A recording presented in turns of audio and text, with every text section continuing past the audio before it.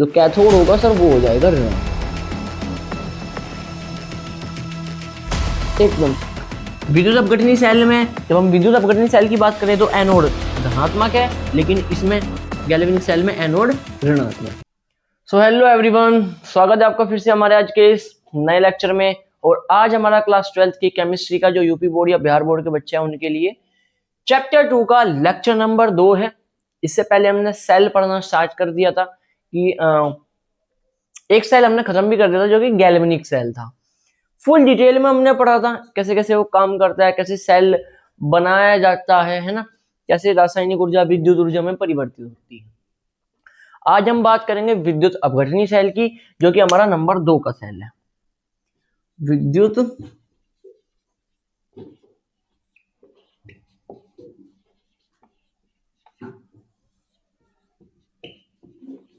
अपघटनी cell. विद्युत अपघटनी cell वो cell है जो विद्युत ऊर्जा को रासायनिक ऊर्जा में परिवर्तित करता है। पहले वाला जो गैल्वेनिक सेल था वो क्या कर रहा था, रासायनिक ऊर्जा को विद्युत ऊर्जा में परिवर्तित कर रहा था। लेकिन जो विद्युत अपघटनी सेल है ये विद्युत ऊर्जा को रासायनिक ऊर्जा में परिवर्तित करता है। किस प्रक्रिया के थ्रू? उस प्रक्रिया का नाम है विद्युत अपघटन। किस प्रक्रिया के थ्रू? ये लाइन लिख लीजिए पहले कि सर ये विद्युत ऊर्जा से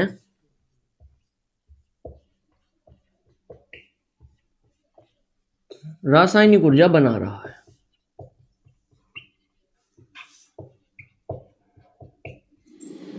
प्रक्रिया कौन सी है सर वो जिससे ये विद्युत ऊर्जा से रासायनिक ऊर्जा बना रहा? तो उस प्रक्रिया का नाम है विद्युत अपघटन। विद्युत अपघटन, ठीक है ना। अब सर विद्युत अपघटन में क्या होता है? विद्युत अपघटन में जो आयनिक यौगिक होते हैं, जो वैद्युत अपघट्य होते हैं, वो विद्युत धारा की उपस्थिति में अपने आयनों में टूट जाते हैं। विद्युत धारा की उपस्थिति में अपने आयनों में टूट जाते हैं। इसी प्रक्रिया को हम बोलते हैं विद्युत अपघटन। फुल डिटेल में हम विद्युत अपघटन आगे पढ़ेंगे, पहले जब हम सेल खत्म कर देंगे। अभी सिर्फ इतना याद रखिए कि जो विद्युत अपघटनी सेल है वो विद्युत ऊर्जा को रासायनिक ऊर्जा में बदलता है, और जिस प्रक्रिया के थ्रू विद्युत ऊर्जा को रासायनिक ऊर्जा में बदलते हैं उस प्रक्रिया को विद्युत अपघटन कहते हैं। सही बात है। कल हमने आपको यह भी बताया था कि सेल के अंदर दो तरीके के इलेक्ट्रोड होते हैं। तो विद्युत अपघटनी सेल में भी दो प्रकार के इलेक्ट्रोड होते हैं, एक होता है एनोड और एक होता है कैथोड। इसे रफ कर दूं, ठीक है। अब इसके अंदर इलेक्ट्रोड है,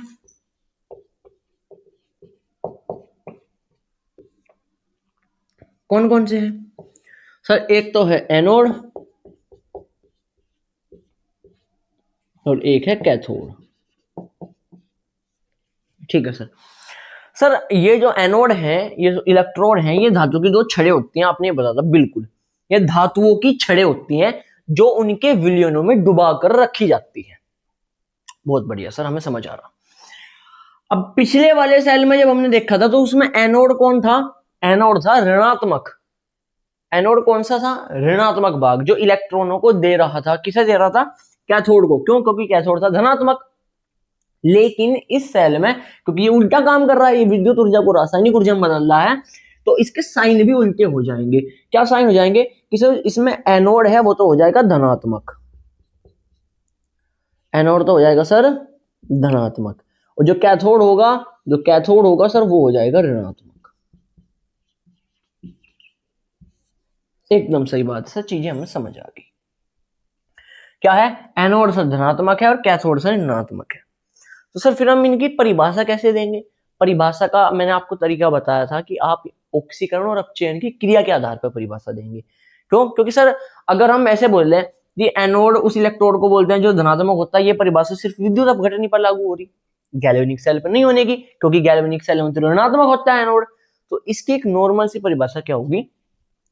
पिछले सेल में हमने देखा था कि एनोड पर ऑक्सीकरण होता, इस सेल में भी एनोड पर ऑक्सीकरण ही होता है। क्या होता है? ऑक्सीकरण होता है। और इसमें क्या होता है सर? अपचयन।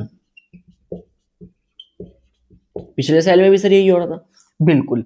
तो अब हम इसकी परिभाषा क्या दे सकते हैं? जैसे अपना हेडिंग डाल दी इलेक्ट्रोड, इलेक्ट्रोड में लिखा आपने कि विद्युत अपघटनी सेल के अंदर इलेक्ट्रोड दो प्रकार के पाए जाते हैं, नंबर 1 एनोड, नंबर 2 कैथोड। इसके आगे आप क्या लिखोगे, एनोड वह इलेक्ट्रोड है जिस पर ऑक्सीकरण की क्रिया होती है। विद्युत अपघटनी सेल में एनोड धनात्मक होता है। अगली हेडिंग डाल लोगे आप कैथोड, कैथोड में क्या लिखोगे, वह इलेक्ट्रोड जिस पर अपचयन की क्रिया होती है। और विद्युत अपघटनी सेल में यह ऋणात्मक होता है। सही बात है यहां तक, बहुत बढ़िया। स्ट्रक्चर मैंने आपको कल ही बनवा दी थी, सेल की आपको वही स्ट्रक्चर बनानी है। बहुत बढ़िया सर, आपने विद्युत अपघटनी सेल भी बेटा पढ़ लिया।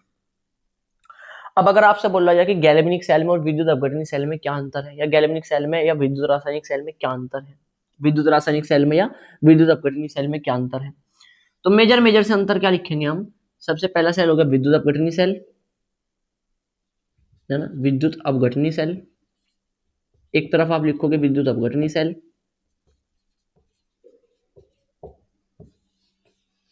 और दूसरी साइड आप क्या लिखोगे, गैल्वेनिक सेल।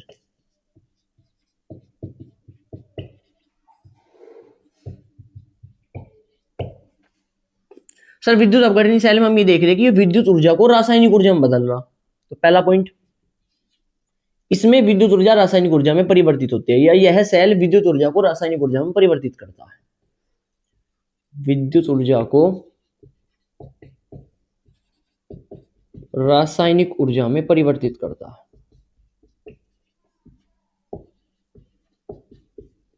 ठीक है बात।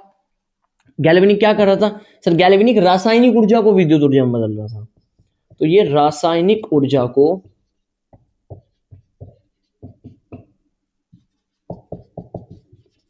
विद्युत ऊर्जा में परिवर्तित करता है। सही बात है, बहुत बढ़िया सर। सर दूसरा पॉइंट बताइए, दूसरा पॉइंट इस तरफ कर दूं मैं इधर से, ये चलो इधर लिखा हुआ है, मैंने इधर लिख ही दिया, आपको दिख रहा है। दूसरा पॉइंट आप क्या लिख सकते हो कि विद्युत अपघटनी सेल में एनोड धनात्मक होता है। सही बात है, विद्युत अपघटनी सेल में एनोड धनात्मक होता है। दूसरा पॉइंट आप ये लिख सकते हो यहां से देख के। गैल्वेनिक सेल में क्या होता है, इसमें एनोड ऋणात्मक होता है। ऋणात्मक मतलब इस पे इलेक्ट्रॉन ज्यादा है। उल्टा हो जाएगा क्योंकि काम भी उल्टा हो रहा है ना। तीसरा पॉइंट आप क्या लिखोगे सर, तीसरा पॉइंट लिखेंगे इस सेल में यानी कि विद्युत अपघटनी सेल में कैथोड ऋणात्मक होता है, लेकिन इसमें जो गैल्वेनिक सेल है इसमें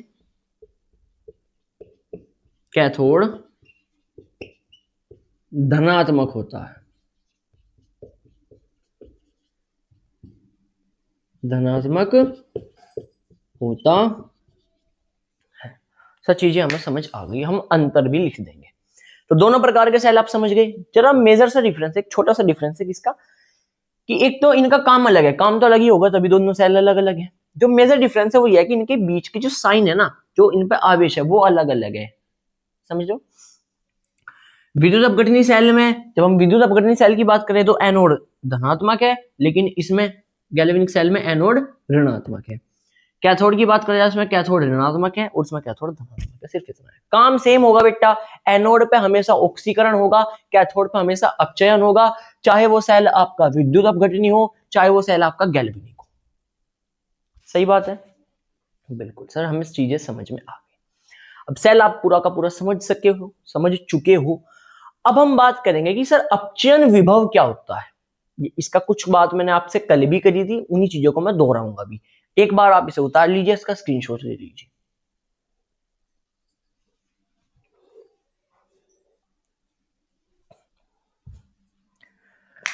देखो अगला जो टॉपिक है वो है इलेक्ट्रोड विभव, और काफी खास टॉपिक है भाई। क्यों, क्योंकि इसके आधार पे ही आपको अब हम आगे विद्युत रासायनिक श्रेणी पढ़ाएंगे।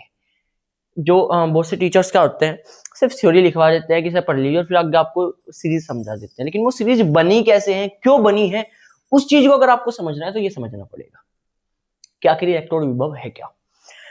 इलेक्ट्रोड विभव वह अक्षमता है किसी इलेक्ट्रोड की, इलेक्ट्रोड विभव किसी इलेक्ट्रोड की वह क्षमता है कि वो कितने इलेक्ट्रॉन दे सकता है या कितने इलेक्ट्रॉन ग्रहण कर सकता है।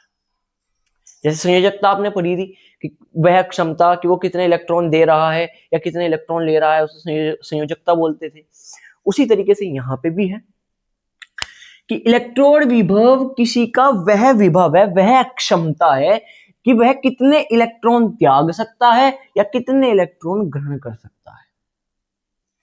इस विभव को हम बोलते हैं इलेक्ट्रॉन विभव। आगे बात समझ में? सर चीजें समझ नहीं आ रही। देखो कल मैंने आपको सेल बनवाया था, सही बात है, सेल बनवाया था। इसके अंदर मैंने दो धातुओं की छड़ें डाल ली थी, एक इस वाले में और एक इस वाले में। जी सर बिल्कुल डाल ली थी, आपने इसमें छड़ें डाल ली थी धातु की। अब मान लो ये वही वाले हैं, ये जिंक की छड़ है और ये कॉपर की छड़ है, सही बात है जी सर। और ये विलयन भरा हुआ है, ये जिंक का कोई विलयन होगा, जिंक सल्फेट होगा, जिंक सल्फेट। और ये जो इसमें विलयन भरा हुआ होगा ये क्या होगा, कॉपर सल्फेट। ठीक है सर, कॉपर सल्फेट। अब जैसे ही मैंने इस जिंक की छड़ को इस जिंक के विलयन में डाला तो क्या होगा, जिंक टूट टूट के नीचे गिरने लगेगा, टूट टूट के नीचे गिरने लगा, जिसमें नीचे पॉजिटिव चार्ज बढ़ जाएगा, पॉजिटिव चार्ज बढ़ जाएगा और इस पर आ जाएगा नेगेटिव चार्ज, इस पर आ जाएगा नेगेटिव चार्ज। क्यों हो रहा है ऐसा? क्योंकि यहाँ पे ऑक्सीकरण हो रहा है, जिंक में से जिंक डबल प्लस बन रहा है, दो इलेक्ट्रॉन बाहर निकल रहे हैं, दो इलेक्ट्रॉन बाहर निकल रहे हैं। तो ये कितने इलेक्ट्रॉन त्याग रहा है, जिंक कितने इलेक्ट्रॉन त्याग रहा है, उसी अक्षमता को बोलते हैं हम उसका विभव। जैसे ही आपने इस छड़ को इस विलयन में डाला तो इस छड़ के और इस विलयन के मध्य एक विभव उत्पन्न हो गया, इसे ही हम इलेक्ट्रॉन विभव कहते हैं। और ये इलेक्ट्रॉन विभव किस पे डिपेंड करता है कि कितने इलेक्ट्रॉन त्यागे जा रहे हैं, कितने इलेक्ट्रॉन यहाँ पे त्यागे जा रहे हैं। वही कहानी यहाँ पे है कि जैसे आपने इसके इलेक्ट्रोड को इसके अंदर डाला तो इसमें क्या होगा कि जो इसके पॉजिटिव साइन होंगे वो इस पे जाना शुरू कर देंगे, इस पर पॉजिटिव चार्ज बढ़ना शुरू हो जाएगा, जिससे जो ये विलयन है इसमें कौन सा आवेश आ जाएगा, नेगेटिव। अब इसकी कितनी अक्षमता, ये इलेक्ट्रॉन लेगा, जैसे हम सर्किट को जोड़ देंगे, जैसे हम सर्किट को जोड़ देंगे इलेक्ट्रॉन लेगा। तो इसकी इलेक्ट्रॉन लेने की क्षमता को, यानी कि जैसे किसी छड़ को उसके विलयन में डाला गया है तो छड़ और उसके मध्य, छड़ और विलयन के मध्य एक विभव उत्पन्न हो रहा है, उसे ही हम इलेक्ट्रॉन विभव बोलते हैं। अब वो विभव है कि ये कितने इलेक्ट्रॉन ग्रहण कर रहा है, क्योंकि यहाँ पे Cu डबल प्लस के फॉर्म में है, ये दो इलेक्ट्रॉन लेकर Cu बना रहा, इसमें अपचयन हो रहा है, इसमें ऑक्सीकरण हो रहा है। ऑक्सीकरण हो रहा है तो मतलब इलेक्ट्रॉन को त्यागे जा रहे हैं, इलेक्ट्रॉन त्यागे जा रहे हैं, और अगर इलेक्ट्रॉन ग्रहण किए जा रहे हैं तो उसमें क्या हो रहा है, अपचयन हो रहा है। इतनी बात हमने कल कर ली थी। तो इलेक्ट्रॉन विभव क्या है, इलेक्ट्रॉन विभव वह अक्षमता या वह विभव है जब किसी छड़ को उसके विलयन में डाला जाता है तो उनके बीच में जो उत्पन्न होता है। परिभाषा कैसे लिखेंगे और अच्छे से, अगर नॉर्मल शब्दों में लिखना हो, कि जब किसी छड़ को या किसी इलेक्ट्रोड को उसके विलयन में डाला जाता है तो छड़ और विलयन के मध्य एक विभव उत्पन्न होता है, उसी विभव को हम इलेक्ट्रोड विभव कहते हैं। अब ये इलेक्ट्रोड विभव किस पे डिपेंड करता है कि सर कितने इलेक्ट्रॉन त्यागे जा रहे हैं या कितने इलेक्ट्रॉन ग्रहण किए जा रहे हैं। यहाँ का विभव अलग होगा, क्यों, यहाँ पर अभिक्रिया अलग हो रही, यहाँ पे अपचयन हो रहा है, डबल प्लस से उसमें जा रहा, ऑक्सीकरण अवस्था घट रही है, यहाँ पर ऑक्सीकरण अवस्था +2 थी क्योंकि इस पर 2 प्लस का आवेश आया हुआ है, इस पर आवेश 0 हो गया तो उसकी ऑक्सीकरण संख्या 0 होगी, तो 2 से 0 हो रही है, मतलब यहाँ पर अपचयन हो रहा है। क्योंकि यहाँ पे अपचयन हो रहा है तो जहां का जो विभव होगा वो अपचयन विभव होगा। कौन सा विभव होगा सर, अपचयन विभव होगा, अपचयन इलेक्ट्रोड विभव होगा। यहाँ पे क्या हो रहा है सर, यहाँ पे इलेक्ट्रॉन त्यागे जा रहे, इलेक्ट्रॉन त्यागे जा रहे सर, मतलब यहाँ पे ऑक्सीकरण हो रहा, तो यहाँ का जो विभव होगा वो कौन सा होगा, ऑक्सीकरण विभव होगा सर। कौन सा विभव होगा, ऑक्सीकरण विभव होगा सर। आगे बात समझ में, बहुत बढ़िया। तो इलेक्ट्रॉन विभव की डेफिनेशन आप लिख दोगे कि जब किसी छड़ को उसके विलयन में डुबाया जाता है तो छड़ और विलयन के मध्य एक विभव उत्पन्न होता है, उसे इलेक्ट्रॉन विभव कहते हैं। इलेक्ट्रॉन विभव दो प्रकार का होता है, एक तो ऑक्सीकरण इलेक्ट्रॉन विभव, ऑक्सीकरण इलेक्ट्रॉन विभव, और एक अपचयन इलेक्ट्रॉन विभव। ऑक्सीकरण इलेक्ट्रॉन विभव कहां पे होगा, जब किसी धातु की छड़ को उसके विलयन में डुबाया जाता है और वह इलेक्ट्रॉनों को त्याग कर विभव उत्पन्न करती है, इलेक्ट्रॉनों को त्याग कर, देखो जिंक ने यहाँ पर 2 इलेक्ट्रॉन त्याग दिए, इलेक्ट्रॉनों को त्याग कर विभव उत्पन्न करती है, तो उस प्रकार के विभव को ऑक्सीकरण विभव कहते हैं। अपचयन में क्या होगा कि जब किसी धातु की छड़ को उसके विलयन में डुबाया जाता है और उस पर अपचयन की क्रिया होती है तो वहां पर उत्पन्न होने वाला विभव अपचयन विभव कहलाएगा। आगे बात समझ में कहां पर कि अगर क्षण के और विलयन के मध्य क्षण पर ऑक्सीकरण की क्रिया हो रही तो उनके बीच में जो विभव उत्पन्न होगा वो ऑक्सीकरण विभव होगा, और अगर वहां पे अपचयन की क्रिया हो रही तो उस पर जो विभव उत्पन्न होगा वो अपचयन विभव होगा। जी सर, हम चीजें समझ गए हैं, बहुत बढ़िया। अब मैं सर रफ कर रहा हूं, फिर आपको मानक अपचयन विभव पढ़ाऊंगा, और मानक अपचयन विभव हमारा आज का अंतिम टॉपिक होगा, जिसके आधार पर हम अपनी विद्युत रासायनिक श्रेणी बनाएंगे, जो इलेक्ट्रोकेमिकल सीरीज है ना वो बनाएंगे, और उस पर हर साल को क्वेश्चन आता है भाई पेपर के अंदर, लगभग हर साल एक सेट में, तो काफी इंपॉर्टेंट है, ध्यान से सुनना।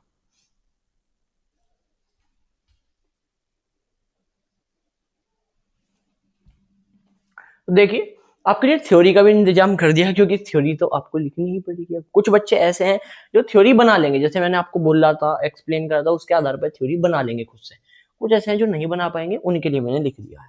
कोई बात लिखी है, जब किसी धातु की छड़ बोलते हैं इलेक्ट्रोड को, ठीक है भाई, उसके विलयन में डुबाया जाता है तो छड़ व विलयन के मध्य एक विभव उत्पन्न होता है जिसे इलेक्ट्रोड विभव कहते हैं। यह छड़ के इलेक्ट्रॉन त्यागने या ग्रहण करने के कारण होता है। छड़ या तो इलेक्ट्रॉन त्याग रही होगी, मतलब ऑक्सीकरण हो रहा होगा, या वह इलेक्ट्रॉन ग्रहण कर रही होगी, यानी कि अपचयन हो रहा होगा, इस वजह से वो हो रहा। अब जो इलेक्ट्रॉन विभव है दो प्रकार का होता है, एक ऑक्सीकरण विभव और एक अपचयन विभव। अब इसमें आगे आप क्या लिखोगे, डिटेल में 2-3 नंबर में आगे पूछ लिया गया हो तो फिर क्या लिख दोगे, यदि छड़ को उसके विलयन में डुबाने पर ऑक्सीकरण की क्रिया होती है तो उनके बीच होने वाला उत्पन्न होने वाला विभव ऑक्सीकरण विभव कहलाता है, और यदि छड़ को उसके विलयन में डुबाने पर अपचयन की क्रिया होती है तो छड़ व विलयन के मध्य उत्पन्न होने वाला विभव अपचयन विभव कहलाता है। सही बात है, बहुत बढ़िया। अब एक शब्द है बेटा यहाँ पे, मानक अपचयन विभव। अगर मानक इलेक्ट्रोड विभव, मानक इलेक्ट्रोड विभव, अगर इसके सामने मानक लग जाए, अब क्या होगा, कुछ नहीं होने का। मानक का मतलब है स्टैंडर्ड, स्टैंडर्ड टेम्परेचर पे जो काम होने, मानक का मतलब है स्टैंडर्ड, कुल मिला के बात है। कौन से पे, तापमान बदल जाएगा, अगर यही होगी प्रक्रिया, यही बस तापमान बदल जाएगा। कितना तापमान हो जाएगा कि अब ये प्रक्रिया 25 डिग्री सेंटीग्रेड व एक एटमॉस्फेरिक दाब, एक एटमॉस्फेरिक दाब पे एक प्रक्रिया हो रही होगी, एक एटमॉस्फेरिक दाब पे, बस इतना सा है। मान लो आपसे पूछ लिया कि सर मानक इलेक्ट्रोड विभव क्या है, तो आप क्या लिखोगे कि जब किसी धातु की छड़ यानी कि इलेक्ट्रोड को 25 डिग्री सेंटीग्रेड ताप व 1 एटीएम दाब पर उसके विलयन में डुबाया जाता है तो छड़ व विलयन के मध्य एक विभव उत्पन्न होता है जिसे इलेक्ट्रोड विभव कहते हैं। यह छड़ के इलेक्ट्रॉन त्यागने या ग्रहण करने के कारण होता है। सिर्फ इतना सा क्या कर देंगे भाई, ये वाली लाइन इसमें जोड़ देंगे कि 25 डिग्री सेंटीग्रेड व 1 एटीएम दाब पर, एक वायुमंडलीय दाब पर। अब ये भी दो प्रकार का होगा, अब इनके भी सामने बस मानक लग जाएगा, इसके सामने मानक लग जाएगा बेटा, मैं पीछे लिख रहा हूं बस, ठीक है ना, क्योंकि वीडियो ज्यादा लंबी ना हो इसलिए मेरे को मिटाकर दोबारा लिखना ना पड़े, मैं यही आपको बता रहा हूं। इस सामने लिखा है मानक, मानक ऑक्सीकरण विभव, मानक अपचयन विभव। अब मानक अपचयन विभव के आधार पर हम कल विद्युत रासायनिक श्रेणी बनाएंगे, ठीक है। अब मानक ऑक्सीकरण विभव क्या होगा कि सर जब इतने तापमान पर, इतने दाब पर किसी छड़ को उसके विलयन में डुबाया जाएगा और छड़ के पे ऑक्सीकरण की क्रिया हो रही है तो छड़ के और उसके विलयन के मध्य जो विभव उत्पन्न हो रहा होगा उसे मानक ऑक्सीकरण विभव कहेंगे, और अगर अपचयन की क्रिया हो रही होगी तो जो विभव उत्पन्न हो रहा होगा उसे मानक अपचयन विभव कहेंगे। सिर्फ तापमान और ये दाब ऐड करना आपको, बाकी सब सेम है, बाकी सब सेम है। सही बात है, उम्मीद है बड़ा अच्छा लगा होगा आपको आज का लेक्चर और चीजें समझ आई होंगी। अब इसी का यूज करके, कल आपको ये याद कर गया ना, इसी का ही यूज करके मुख्य रूप से इस वाली चीज को समझाने के लिए, मानक अपचयन विभव आखिर है क्या, ये चीज समझाने के लिए ही मैंने आपको ये पूरा टॉपिक समझाया, क्योंकि इसी के आधार पर आपकी विद्युत रासायनिक श्रेणी बनेगी, जिस पर आप बहुत बढ़िया बढ़िया न्यूमेरिकल भी मैं आपको सोल्व कराऊंगा। कौन एनोड पे जाएगा, कौन कैथोड पे जाएगा, ये भी बताऊंगा। इसके आधार पर आप न्यूमेरिकल करोगे नस समीकरण के, वहां पे जरूरत पड़ेगी, ठीक है ना। और एक बात और मेरी यहाँ पे सुन लीजिए, इसे ई नोट से प्रदर्शित करते हैं बेटा, ई नोट ऑक्सी, ऑक्सी का मतलब ऑक्सीकरण, और इसे ई नोट रिडक्शन, रिडक्शन मतलब अपचयन, इसे ई नोट से प्रदर्शित करते हैं, ई नोट, ठीक है ना। किसको, मानक इलेक्ट्रोड विभव को ई नोट से प्रदर्शित करते हैं। ऑक्सीकरण, मानक ऑक्सीकरण विभव ई नोट ऑक्सी, ऑक्सीकरण हो रहा है, मानक अपचयन विभव ई नोट रिडक्शन, रिडक्शन हो रहा है, ठीक है बात, बहुत बढ़िया। अभी ये वीडियो अगर आपको पसंद आई हो तो चैनल को हमारे सब्सक्राइब कर ले और इस वीडियो को लाइक करके अपने दोस्तों के साथ शेयर कर दें, क्योंकि पूरे साल आपको सिर्फ नोट्स लिखवाए नहीं जाने के, उन्हें रटने के लिए नहीं बोला जाएगा, आपको चीजें समझाई जाएंगी, ऐसा अनुभव कराया जाएगा जैसे आप प्रैक्टिकली चीजों को पढ़ रहे हो। ठीक है, यूपी बोर्ड में क्या होता है, टीचर्स बहुत सारे पढ़ा रहे हैं कि थ्योरी व्योरी लिखवा देते हैं और काम चला देते हैं, लेकिन आपको मैं यहाँ पे एक एक चीज एक्सप्लेन करूंगा। ठीक है ना, यूपी बोर्ड के और बिहार बोर्ड के बच्चे दोनों के लिए। बस जुड़े रहें और साथ बनाए रहें हमारे। मिलते हैं नेक्स्ट सेक्शन में, तब तक के लिए ओके बाय।